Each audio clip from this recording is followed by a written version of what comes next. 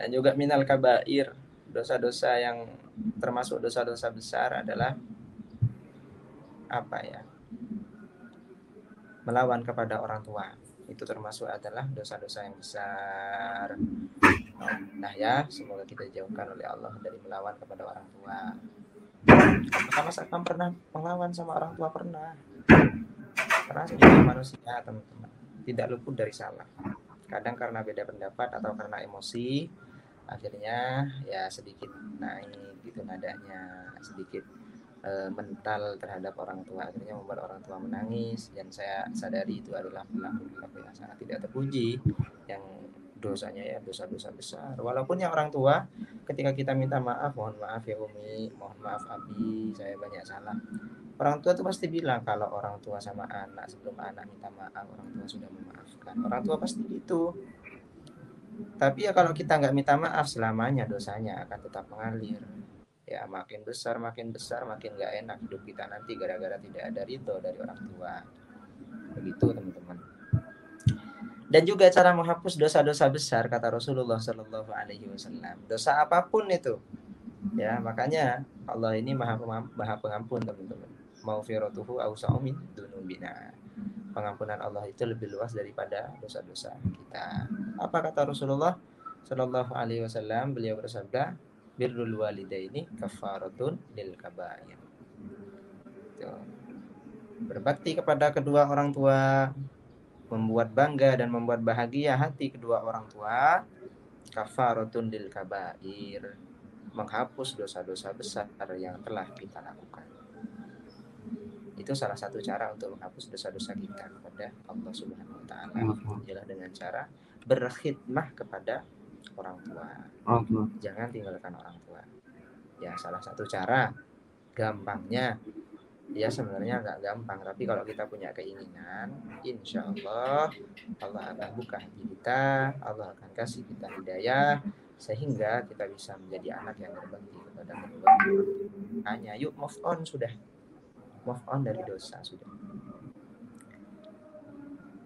Sepertinya kita tidak sadar ya teman-teman, sering mengumbar aurat, senang dengan kemaksiatan, bahkan diceritakan. Saya sendiri pun tidak sadar ya. Ini nasihat untuk saya pribadi. Itu yang menyebabkan wabah, itu yang menyebabkan musibah ya. Itu teman-teman semuanya. Jadi karma memang ada. Ketika kita menanam kebaikan kepada sesama manusia ataupun kepada Allah, kita juga akan memetik kebaikan.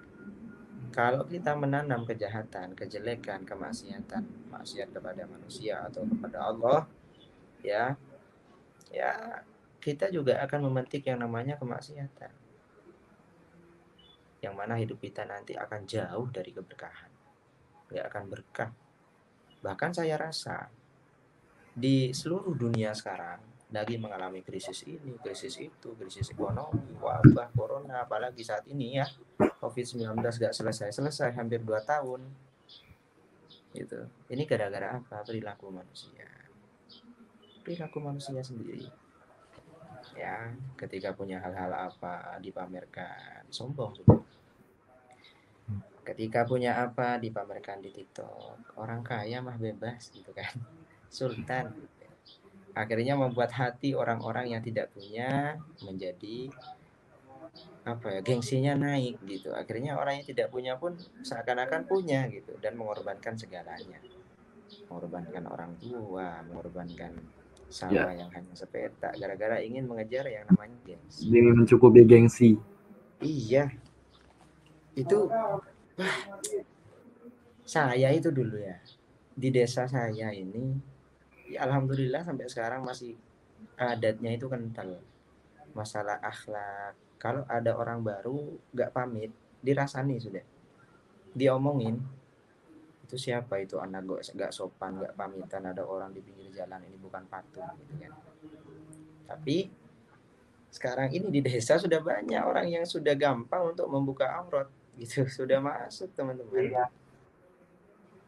sudah masuk ya, pakai rok mini gitu kan, pakai you can see gitu. ya bisa dilihat dah semuanya lekuk tubuhnya gitu.